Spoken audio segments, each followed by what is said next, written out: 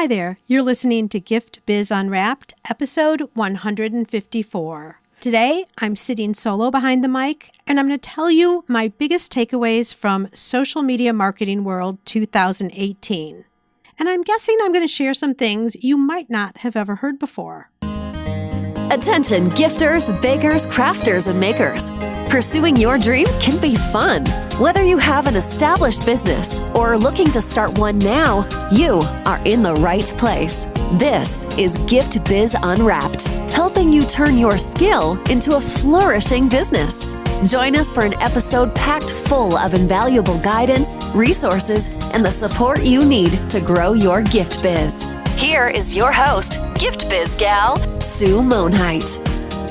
So as I was saying in the intro, I want to dedicate this episode to talking about what I've learned from Social Media Marketing World. If you're not familiar with what this is, it's an annual conference that literally pulls in people from all over the world. Seriously, New Zealand, Australia, London, Canada, everywhere you can possibly imagine, there is representation here. And the name suggests that it's all around social media, but it's really not. There's also bloggers and podcasters and creators of all sorts there. So it's a huge group of people coming together to learn from the professionals, the world's best, what is going on, what's the newest, what's the greatest in this whole world of social media and online marketing. This year, there were approximately 5,000 people there, so you can imagine it was huge, and there were over 100 different speakers. So great place to go, albeit a little bit overwhelming with all those people, but wonderfully run and the most quality of content that you could expect anywhere. Now, my approach when I'm going into one of these conferences is to make sure that I have gotten as much out of it as I possibly can. You know, there's the expense of buying the ticket and your airfare and hotel and meals. And yeah, it's great to go to something like this. But if you're not bringing back something that's going to help you grow your business, then it's kind of been like a mini vacation and not really something for business. If you've been following me for any length of time, this is going to sound familiar because I did a blog post a while back about how to attend an event like this and get the most out of it that you possibly can. If you're interested in taking a look at that, you can see it over on giftbizunwrapped/show results. And there is a worksheet that talks about something that I'm going to talk about in half a second, and also a packing list that then you don't have to figure out what you need to put in your suitcase. You just follow the packing list and you are good to go. So again, all of that's available on giftbizunwrapped.com/show results. Now, when I go to a show, I like to identify 3 top things that I want to take back. You know, you can go in with a purpose of what you want to learn there. You know, you're totally focused, like right when you check in. And then the second you go through the doors and you see this topic and you run into this person and there's this lecture, all of those good intentions of the things that you really, really need go to the wayside. And in the worst of circumstances, you get so overwhelmed that you have a really great time, you learn a lot, but you've captured so much, you go back to the office and you don't implement anything. So to prevent that, one of the things that I do is going into any event, I define 3 things. Like if there's only 3 things that I need to walk away knowing more about, being able to implement in my business that's going to make me better in some way as a business owner, then that is success. And anything that I get over and above that is great, but I need these 3 things for sure. And I actually suggest to people, and I do it myself, that's why I'm going through and saying this all to you, halfway through an event, I'll go back and look at those 3 things and say, all right, have I done this already or not? Because there's still enough time to capture the information that I need if for some reason I haven't got my big 3 covered. You wondering what my big 3 were? I will share them with you. So I walked into Social Media Marketing World wanting to know 3 things, information about 3 things. The first was, oh my gosh, if you haven't been around and heard about the Facebook algorithm that happened in January of this year, then I don't know, you might be hiding under a stone or something. It seemed like the world went crazy about this new algorithm on Facebook. And so one of the things that I wanted to do was understand, all right, some time has gone by now. What does this really mean for us as business owners who are using Facebook to grow our business? Are we posting more? Are we posting less? Like, what is the whole thing? So that was number one. Number two was live. We all know that live is the big thing now. But what's new in that realm? What platforms should you be using? Are there new techniques? Are there new tools? Is there a better way for me to conduct my live videos? What should I be doing to enhance and make what I'm already doing better? So that was my second one. And my third one, all right, you guys, I've admitted this to my private Gift Biz Builder group, but I haven't said it publicly yet anywhere else, but I'm going to do it right here live on the podcast. I have been working on a book for the last year and a half, 2 years, but running two businesses and this podcast has just kept putting off that project. It's kind of like, one of those term papers that's sitting on the back of your shoulder, like you got it done, you got to get it done, and you just don't. Well, that's how I'm feeling that this book is. So I was like, all right, I got to find somebody who can help me move forward and just get this thing done already. And yes, I've accomplished that one too. I've hired a book coach and I will have a book out this summer. And you are all my accountability partners because I've just said it here to the world. Oh my gosh, if you could see me here on the other side of the mic, I'm like cringing and rethinking, like, should I edit this out or should I keep it in? If you hear it on the podcast, obviously I kept it in. All right, let's get to the good. So those were my three. I did walk away learning information about all three and committing, as I had just said. And guess what? I'm not going to be talking to you about number 1, 2, or 3 at all on this podcast. The new Facebook algorithm and live video are things that you're going to see all over the place, and I don't need to repeat what other people are saying. I want to talk to you about things that you're not going to necessarily hear elsewhere that can really help you with your presence on social media. I feel a little bit like I keep delaying getting into the content of this podcast, but I do feel like there's one other thing I want to share with you before I get into the other points. There were 3 overall messages that continually came out all 3 days of Social Media Marketing World, and they were as follows. Number 1, live is everything.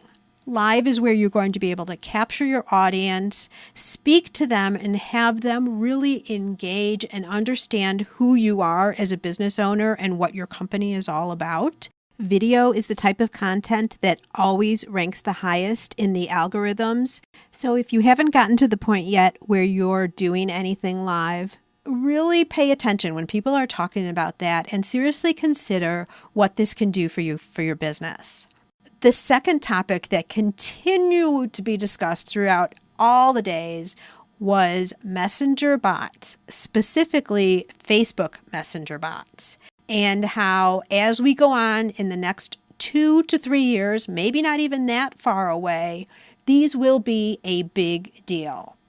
Me, not exactly sure how my audience is going to respond to them, but I'm paying attention, and that's what I want you guys to do too. Pay attention, you'll make your own call, but I think just even as consumers, we're going to start seeing more and more of these bots just showing up in our Facebook Messenger and helping us work through services that different businesses provide. So as you start seeing these come up, pay attention to them, and also as you're working through them, think about what possibly this could mean for your business if you were to implement bots.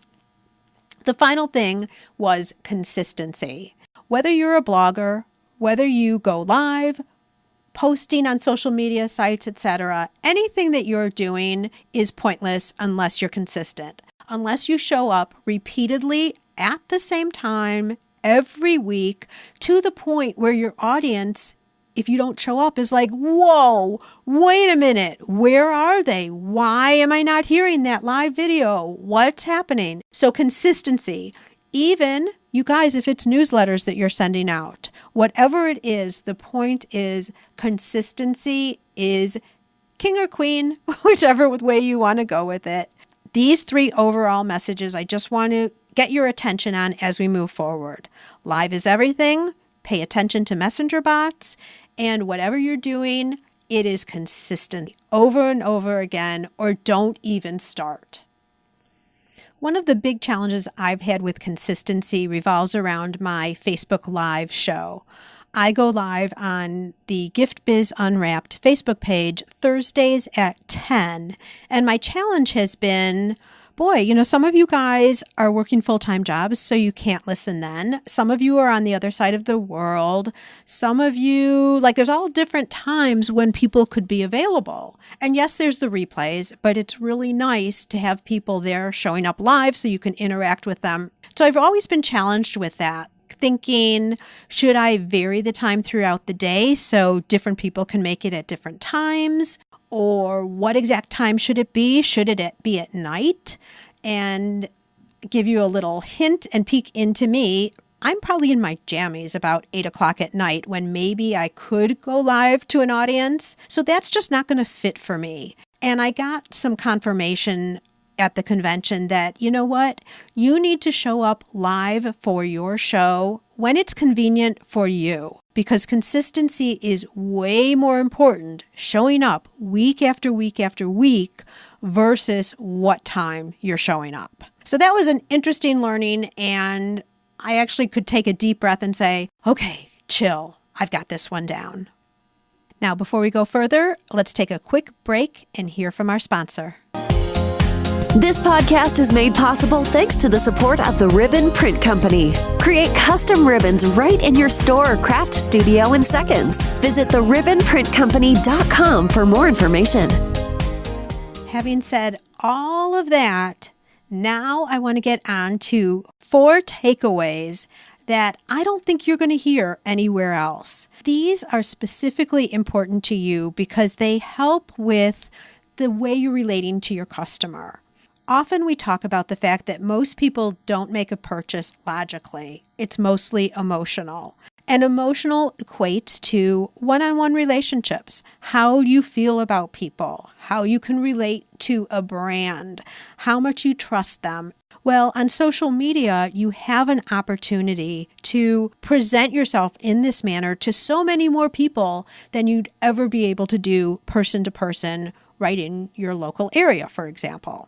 And that's why these 4 points are so important. They're ways of doing things that bring out the true you and really will make your audience be able to relate to what you're all about. Let's kick it off with point number 1. It is so apropos that this first point comes from Chris Ducker, who is founder of a company called Youpreneur. He specializes in building a personal brand. This is really important for people who are services businesses where they're the ones who provide everything around their company. But it's also really important in our area because if you're an artist, you are the front-facing person of your business, the founder, the one who started everything. And people are buying your products because they love your designs. So his point here was market like a magnet, attract the best, repel the rest. We all think that we want to be everything. We want everyone to be our customer and everyone to love what we stand for. But when you stand for everything, you really stand for nothing. So this whole point that Chris is trying to drive down, market like a magnet, attract the best, repel the rest. Attract the best, meaning the best who resonate with you, who like what you stand for, who love your craft, love your style, and everything becomes so easy when you're attracting the right people. In social media, you want to stand proud and not be afraid to show who you really are. If you're a little quirky, be quirky. If you love snow like I do, love snow. Be yourself, and you're going to naturally attract people who are going to be so much easier to work with because you kind of run with the same tune, if you will. I did a presentation last summer, and one of my slides had a scary spider on it and a woman like freaking out about the spider. And my point on the slide was, it's not your job for people to like you. It's your job to show up as the authentic you. And when you do that, the people who are attracted to you, not just like you, they love you. So point number 1, make sure that when you're showing up for social media, you're adding your personality. You're showing the world who you are. And in that way, you are going to attract the best. And you guys, don't worry about repelling the rest. Takeaway number 2 comes from Jenna Kutcher. She's a wedding photographer and also has a podcast called The Goal Digger. Great show, you guys, if you're looking for more podcasts to listen to. And she said something that really landed hard with me, and I hope I'm able to verbalize it well enough so you guys really get this point too, because truth be told, I see all of us being guilty of this. I'd even say a little bit more than time to time. Her big point is when you're posting online for business now, because everything we're talking about here is really for business, not necessarily when you're on your personal page, but make sure you're talking to your audience. Let this sink in for a second. So really, literally put yourself as if you are your ideal customer reading your posts. Are you really talking to them in a lot of the things that you're putting out online? Or are you really showing up for your friends? Or are you showing up for your peers, other people who are in the industry that you might have a little bit of challenge with, right? Or are you showing up to stroke your ego? And this really hit me because I was thinking through some of the things that I see online, and we see people showing what a great night out on the town they're having, taking pictures with someone who's important, or kind of like bragging online. How does that feel for your customer? I really thought back when I heard this, I'm like, whoa, wait, stop in the tracks. What am I doing? And I went back and I looked at some of my posts. Now, I'm not guilty all the time, right? I'm pretty good at sitting in the seat of my customer, I hope. But it really made me think. So I want each of you, every single time you're putting out a post, regardless of what platform it is, make sure you're talking to your customer. There's other times to talk to your family or your friends or your peers in private groups that are industry specific. But when you're posting for business and trying to attract in new customers and deepening relationships with your existing customers, make sure you're wording things and you're speaking to your customer. Okay, point number 3 comes from Jasmine Starr. Jasmine is also a photographer, and she brings home another really good point, and I've got to tell you, this lifted the weight off my shoulders when I heard her say this, because in the past, you guys, I've never been the one to be taking photos. When my husband and I go out on vacation, or when I'm with my family, who are a big photograph family, I'm not the one taking the pictures. And I'm really, even to this day, not so great at sharing the pictures because I feel like being behind the lens, I'm missing out on what's going on in front of the lens. I know a lot of people don't feel like that, but that's just me. And when Jasmine started talking about this point, I'm going to share with you in 1 second, it was like, oh my gosh, thank you for permission. And the permission she gave us was go ahead and take all those pictures because there's so many that you're going to want to have from your normal life that you're going to put on social media. But don't post right away. Don't totally interrupt your lunches or a vacation or a special time with family and friends to take a picture and then all of a sudden you have to figure out the wording and you have to post in real time. No, not necessary. Take the pictures and then post later. Plan things out on your different accounts and then post later after the event. That way you can go and spend time and actually live your life. How refreshing is that?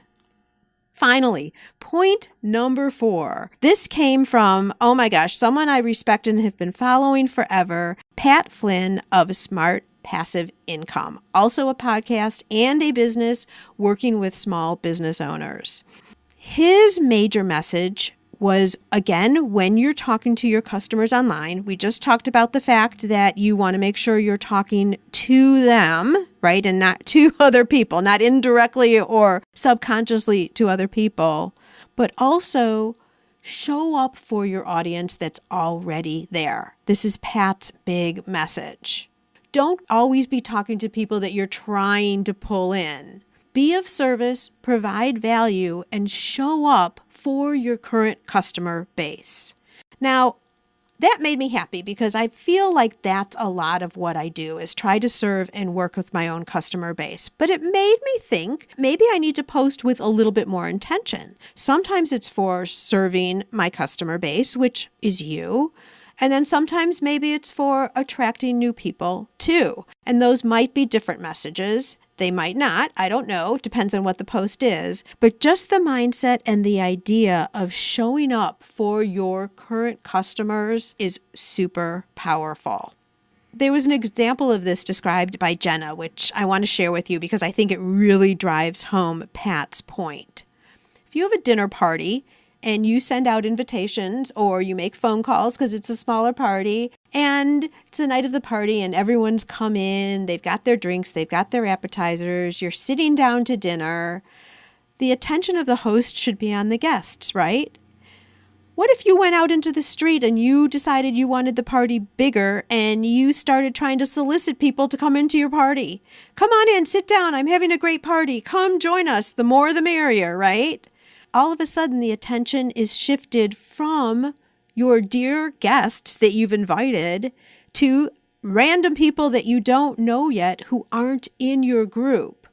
How do you think the people feel who are sitting around the table? On social media, you could even say social media is one big dinner table, right? You want to show up and be present and entertain and engage with the people who are already at your table. Those who are already following you on your social media platforms.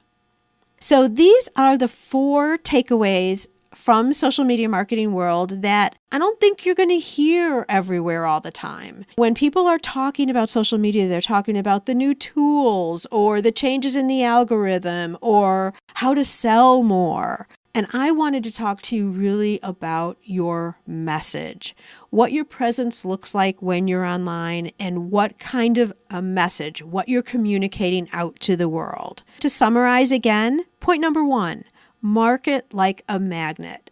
Attract those who are the best fit for you, and it's okay if the others are repelled. They weren't going to be your best customer anyway. Number 2, make sure you're talking to your audience in your posts, not your friends, not your peers, and not satisfying some inner ego thing that you might have going on. That's okay. We all have it, but just recognize it and don't do that in your posts. Number 3, oh my gosh, so great. Post later. Live in your life, right? You do not have to post in real time. Take pictures, post them later, along with really well thought out wording. And finally, show up online for those who are already there, for those who have committed and are loyal to you and are following you, and for those that we all are so appreciative of, just like I am of you. Show up for them. I've taken all 4 of these things to heart and really relooked at my whole social media posting strategy. I know this to be true. When you show up for yourself and you don't try to pretend to be somebody else, you don't try to pretend to be all successful all the time, because reality is we aren't. When you're just real and genuine and talk to your community and your followers with truth, they will fall more and more in love with you. They'll resonate with you because they get the fact that it's true. People can sense disingenuous people a mile away. I don't know who we think we're fooling when we try to be bigger than we are, better than we are, more than we are, or perfect all the time. Because let's face it, we aren't. So I'm giving you all permission to show up as your true self and make a mark on the world. And speaking of you making a mark on the world, I'm really excited to share with you next week's show. We're going to be talking about ways you can be more productive, get more done in your day, so whatever it is that you provide out to the world, you can do more of. And oh my gosh, don't we all have problems with productivity and having our days fly by way faster than we want them to? That's up next week, and I look forward to being with you then.